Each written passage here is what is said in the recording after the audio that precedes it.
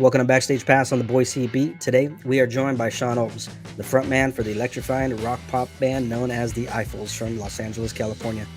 The Eiffels have been making waves with their unique blend of rock and pop, described by Pitchfork as a quest to chart their own space between rock and pop. With their synth rock sound that Forbes calls neon grooves, and music hailed by alternative press as anthemic and vivacious, the Eiffels have captured the hearts of fans everywhere. Their song More was even featured as the opening track for Netflix's hit movie, The Kissing Booth 2. And today, we're diving into their journey and what it's like to create music that resonates with millions.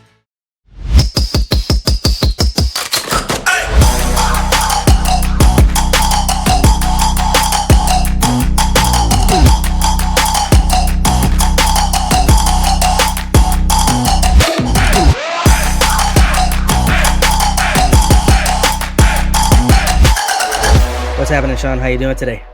Hey, Gordie, I'm good. How are you? Thanks for having me. Yeah, no doubt, no doubt. I'm having a good time, having a good day. Super excited to chop shop with you here and speak about all things the Eiffels. Well, talk to me first of all, because the name itself, I didn't get the backdrop and the backstory behind the name in and of itself. Where'd you come up with that? Uh, there's not much to it except for the fact that I had a notepad while I was working on the first Eiffels music, and I know I needed a band name. And Uh, every time I had a cool idea, I'd throw it on this notepad. So I had like hundreds of names on this. And if you ever want to feel unoriginal, think of an idea that you think is a cool band name and then look it up to see if it's been done. And so many of those names were done. And one day I was just like, the Eiffel sounds pretty cool. And I looked it up and it wasn't taken.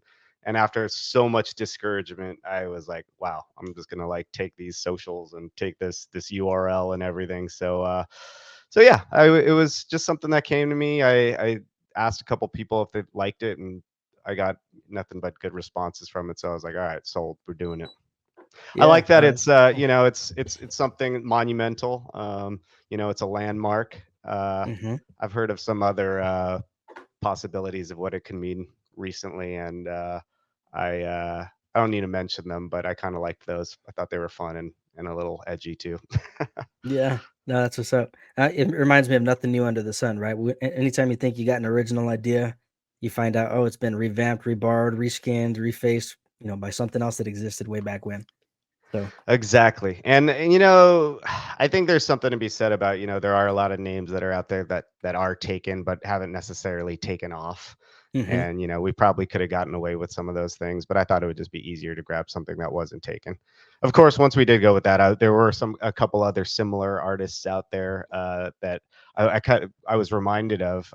Like in the '90s, there was a group called Eiffel 95, Hmm. and then I'm from San Diego originally, and there was a Okay. cool punk band from San Diego called The Plot to Blow Up the Eiffel Tower. So those were. It's like after I Nice. decided on the name, I was like, oh, it is still kind of out there in different ways, but like you said, nothing new under the sun. Yeah, that's cool. Well, hey, for the other fellas that couldn't be on here with us, man, talk to me about, how you guys came to be about. Like, how did you meet the fellas that you rock with right now, and how's that whole story come together? So, like I said, I was working on some music. I was working at a recording studio with my good friend Ethan Kaufman, great producer, and owns a studio. At the time, it was in Hollywood, and I was working on some new music. I knew I wanted to put together a new project, and one of his friends was coming in every now and then. His name was Jade Michael, and he was a fun guy, and so we'd talk whenever he'd come in. And it turned out that I needed a bassist right before our first tour.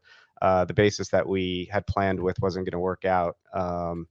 And so just kind of linked with Jay and said, "Hey, would you be able to do this?" And Yeah. because he was always stoked on going on tour, and he was like, "Yeah."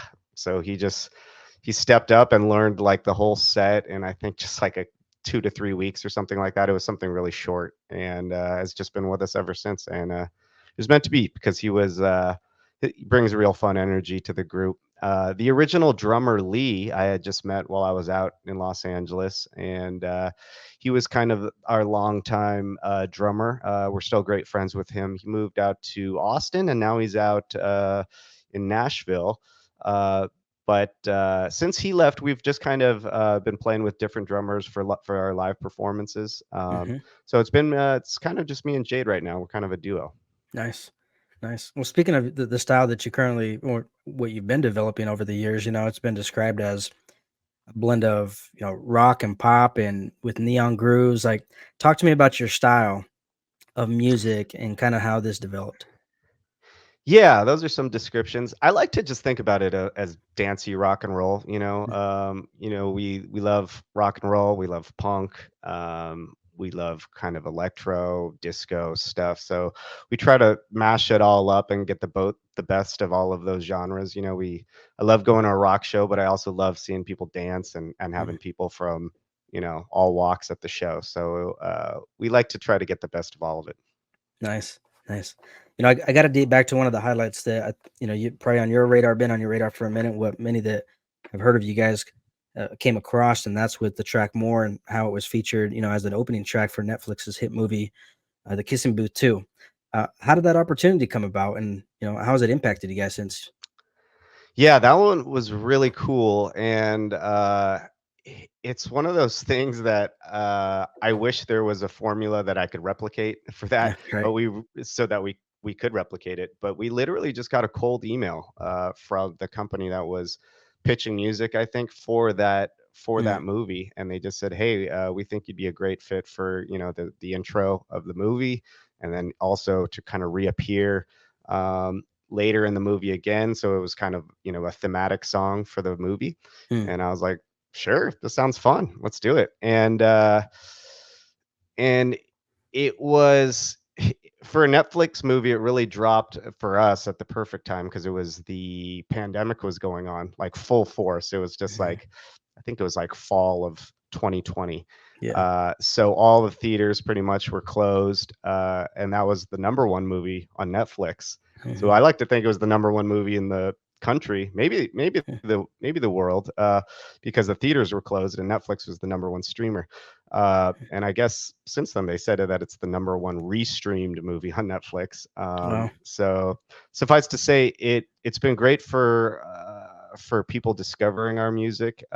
It's now, I don't know if it's the most streamed one of our songs, but as far as the day to day, it's getting the most streams. And we've gotten a lot of just really heartfelt feedback from people who hadn't heard our music before, who reached out and just Mm, kind of told us how much they like that song. So it's been awesome. And it was a great lesson too, because that song was one of our first songs that was on our first EP, and we were, many projects past that. So it was years later that song kind of picked up steam. So it's a good reminder that it's never too late to kind of repush that old stuff or have that old yeah. stuff discovered. Absolutely. In the process of you constructing the content that you're coming up with, and being able to craft something that catches eyeballs and is willing to get placement in a project like that, I'd have to say that there's a craft to that. There's a unique art form and how to do that. Talk to me about your writing process and like how you construct the songs that you come up with. Is it mainly you? Is it a collabo? Is it from experiences that you've drawn from? Like, how do you unpack that? So yeah, I kind of have a formula now I'll usually, it'll be my first go to, and then if that doesn't work out, I'll try a different thing. But I my first band was a punk band, and which made music seem really accessible to me, Mm, and so I like to think that I approach things pretty simply. But I like to start with a good beat, so I'd say I'm kind of percussive based at first, so I'll start yeah. with with the drums and a bass line, and then and I find that if I do the bass line and the drums first, that I can kind of get more creative with the Mm, guitar and the synths or whatever else we might be sprinkling on top. Whereas if mhm. I start with the guitar, the guitar tries to be the foundation of the Right. song. You know what I Yeah. mean? So it'll Mhm. try to be more rhythmic, whereas it's easier to come up with leads, I think, if you have a solid rhythm already there. Yeah. So start with the rhythm section. I'll usually throw in the instruments the lead instruments after that, and then I will usually do vocals last. And that's another thing because I find that if I throw the vocals on early, Mm. I will find myself feeling like I'm changing the spirit of the song once I start adding other Yeah. things, and sometimes I don't like that. So sometimes I'll do, I like to I found that I like to do the instrumentation first because then once I throw the vocals on, I feel like everything's cohesive. It also I will write a lot of ideas for lyrics down, but when I'm doing lyrics spare of the moment or the vocal, I should say, I feel like it tailors better than the music when the music's already there. Yeah. That makes sense. Is that inspired, you would say, by some of your influences, or is that just kind of something you picked up along the process as you're, growing in music? I'd say that's kind of my personal spin on it because you hear a lot of stories, I think, in interviews of musicians, and they'll talk like, "Oh, we had all these lyrics, he was just Mhm. reading from his lyrics book, and then we came over and we started playing music over Yeah. it, or whatever it may be." So I think that seems to work best for me. And I should probably experiment with more things, and I'll try to as I go forward. But that formula has been working pretty well so far. Nice. I kind of dug back into the vault, if you would, a little bit, and discovered. Correct me if I'm wrong, but your debut EP was the 15th most added record on U.S. college radio, right? Um, how was that coming up? I mean, for a debut EP, be able to hit the streets like that, you know, how did that impact you at the time and receiving such a positive reception? Yeah, it was awesome. I think it was the culmination of it was a new band, but I had been in bands ever since I was in high school. So Hmm. when I was writing the first music for the Eiffels, it was like, all right, if we're gonna do this new project, really gotta get some traction right off the bat. So I did a lot of work on the back end, just working with artist development companies and PR, and for that particular instance, college radio campaigns. So it was great to get that type of traction right out the gate. I remember a cousin of mine who was living in New York was like, "I'm driving through New York right now, and I'm Yeah. hearing your music on the Yeah. college radio," and he's like, and I was like, "That's so cool to hear that." And it was right before we went on like a national tour, so it was stoked on feeling like the music was getting out there before we were getting on the road. Yeah, that's cool. Things have definitely changed, right? The landscape has morphed quite a bit in the digital space with how you interact with fans, how you get your music out to the public. Like, what have you learned over the years about getting your music out and not just getting it out, but then, building a rapport and a community with the people that actually track with your music? Yeah, I would say one thing is that it is ever changing, and it's Hmm. like unfortunately you find something that works and then it might not necessarily continue to work. So I think you always one thing that I've learned is it's great to talk to people. Yeah. I think sometimes we get busy, and I'm guilty of this. It's like, I don't have time to Yeah. talk to this company or this person or this particular business about your music. uh, but even if you're just kind of on the fence, it's great to talk to people, Hmm. because you can share your experience with them, they can share their experiences with you. If you do find that it might be a good fit for the project, you can do it. Otherwise, I think ideally both of you can walk away, even if you don't work together, with some insights about what you want to do, and walk away with some stuff that you can use regardless. Yeah, no doubt. I think with the space that we live in right now, it's definitely overlooked sometimes. I think that's part of the reason why I love having these kind of conversations in a, vlog podcast type format, because really easy just to take something and say, "Hey, I'm going to write up about it," and throw it out to the public. But you get some other nuggets that kind of just get dropped sometimes when you're having a dialogue like this that you don't get. So it's kind of a mesh of that high touch world that we used to all operate in, and still blending it in with the high tech side of things. So I think it's a cool blend. Yeah, you're jogging my memory right now with some things, and I'm like, oh yeah, this, just reminding me of some things that we did. Hey, looking back over the overall your catalog that you got right now, would you say Or what would you say? What's one of the most impactful tracks that you've penned to date, recorded to date, and why is that? Like, is there one that just kind of hits a chord with you, and maybe it happened during a particular time of your life that you ended up constructing that with, or the people you did it with, or the studio musicians that you were operating with and collaborating at the time? Like, is there one that kind of stands out for you? Well, I'm really stoked on our newest string of singles. So if for those of you who haven't heard them, I would love for you to check it out. We Our newest songs are "On a Roll," "Blink," and "Beautiful Life." Just dropped a few weeks ago. I really feel like we're starting to get into a really good mix of some of our favorite music. It's a little more rock, but still with that pop sensibility. We've been having a lot of fun playing those songs. I I think we all agree that our favorite song to play live is a song called "Collide."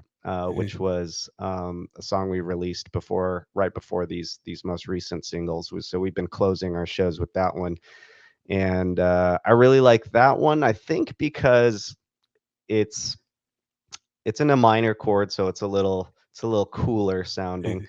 And although it is still kind of got that radio friendliness, it feels a little more like it's bordering on some of the older punk songs that I used to listen to. So it's got a really fun energy, despite being in a minor chord. I think it's still, it's about dancing all night long. So it's a fun one for us. Nice. Yeah. For the aspiring musician that's out there listening to this right now, maybe like, what kind of insight would you give them as somebody who's kind of traversed these roads for some time now?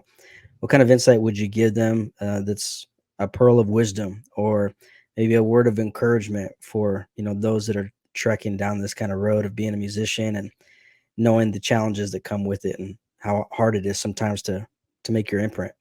Yeah, it's funny because I don't even know if I myself have thought of the best way to answer that question, because and it's funny because I occasionally host a podcast called Bringing It Backwards, and that's Nice. usually the last question we'll ask artists as Mm. well. I don't know if this is your last question or not. It doesn't need to be, Yeah. but you get a lot of overlap in what a lot of the artists say, and a lot of them will be like, I know it's cliche, but you know, never give up or just keep going, and Yeah. that stuff's true, and you see that it's true because so many artists have responded that way.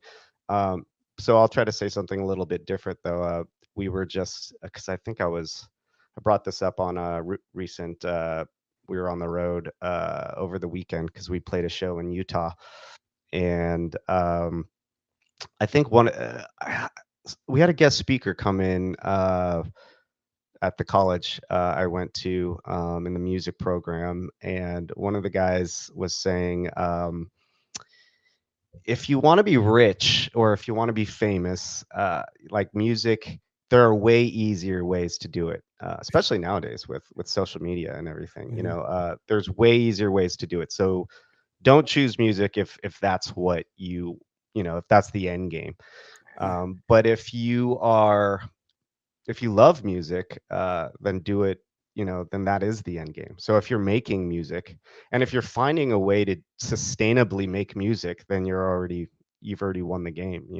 Mhm. So and another great piece of advice from another guy who does a podcast. His name is Ari. Check him out. He's got some great music business insights, and had him on the podcast. But it Nice. was like he said that music's one of the few industries where people judge success, measure success only by hyper success. Mhm. It's like, oh, are you, selling out stadiums? Then Right. maybe, oh, then you're not making it as a Mhm. musician, But that any other industry, if you're a dentist or a banker or an accountant or whatever it might be, it's Right. like, are you making enough money to make that your livelihood Yeah. and being able to do music? Like that's success. Wow. So I that's those are some pearls I've learned along the way. Yeah.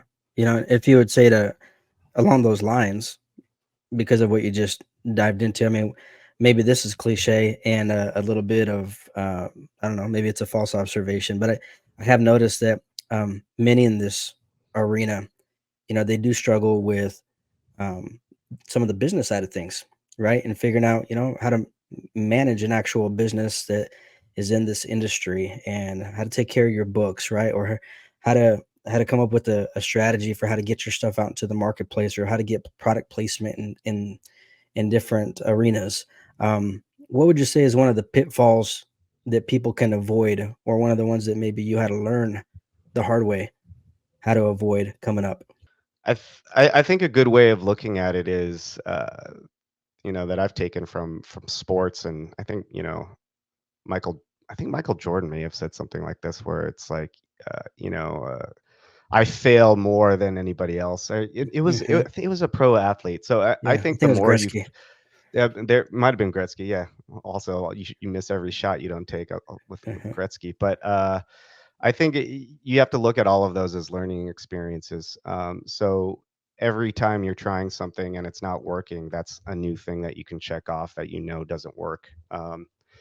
And it's it's a little sad sometimes, because industries, like anything in entertainment, I think people are so guarded and gatekeep so much Mm, because they've had to do so much digging on yeah, their own. You know what I mean? right. And I think sometimes people are hesitant to just share, their 10 years of experience with Hmm. somebody because they've had to, really scratch to get it all. Uh, so I would just view it as part of, your training is learning those lessons. So I guess a pitfall would be avoiding getting discouraged from things that don't work and just kind of reframe it as, I've learned, look at those as lessons rather than failures. Mm, yeah, that's good. Yeah, it reminds me of the analogy you made earlier. We make these comparisons to, bankers or dentists or whatever it is, right, that they're doing. And you don't see, I mean, we don't look at it the same way. Like somebody gets passed up on a promotion, you're like, oh, no big deal, next one, right? Like go keep Yeah. putting in the work and get after it. But in this arena, we tend to weigh it a little bit differently for some reason. Yeah. Yeah, Yeah. totally. I mean, it's just, if you're, like I said, if you love music and you're playing it, then you're already achieving your goal, and Mhm. everything else is a bonus. Yeah. That's awesome. Yeah, outside from the most recent singles that you just dropped, is there anything on the works that you're kind of planning ahead and getting ready to launch on deck here? Yeah, so we've had a fun year so far. We just played a summer concert series in Utah, and that was really fun. So shout out to Kanab, Utah. They really showed us some love out there, and Nice. shout out to the Hollister Feel Good Tour. We just did that earlier this year as well. We'll be playing Street Food Cinema, which is a cool event in Los Angeles in a couple weeks. Not this Saturday, but the following Saturday. I think that's June 22nd. That's a real cool. It's a Fox Searchlight event where they're going to screen 500 Days of Summer in the Oh, park, nice. outside the. I think it's called the. I keep getting the name wrong. I keep wanting to call it the Atrium, but basically it's a museum in Griffith Park. So you'll be able to find it if you search for that, like an Old West museum, which is really cool, because I Yeah. love old westerns. But so we'll be opening up the event, and then they'll screen the movie in the park, and there'll be food trucks and a lot of booths out there. So it should be a real good time. So check us out if you're in SoCal and you want to come by for a fun Saturday. Um, we're also going to start throwing events in San Diego, art showcases, and playing some of those. So be on the lookout for some San Diego shows. We're talking to a couple really cool venues at San Diego. So we haven't locked down the venue we want to do it at yet, but probably in the next, maybe today, maybe I might be sending off an email today. So we'll announce that very soon. So those should be real fun as well. And got a new music video for Beautiful Life coming out here in the next couple weeks. Sweet. And then, of course, we're working on some new music as well. So hope to release some of that before the end of the year as well. Yeah. Awesome. And as a final plug, anybody listening here, where can they catch you at? Where's the best spot for them to catch you at? For a handful of them. Yeah, I would say, whatever your favorite platform is, we try to be on everything. We're on Spotify, YouTube, SoundCloud if you want to do it the free way. We're on all our socials, so check us out and keep up with us there. And if we aren't somewhere and you want us to be, shoot us an email or a DM. Our kind of general email is mgmt@theeiffels.com. Nice. That's what's up. Well, Sean, it's been a pleasure. Thank you so much for joining me today. Super stoked that we had you on deck. And for everybody else that's tuning in, you've just tuned in to Backstage Pass on the Boise Beat featuring the Eiffels. I'm your host, Gordie Tamayo. Until next time.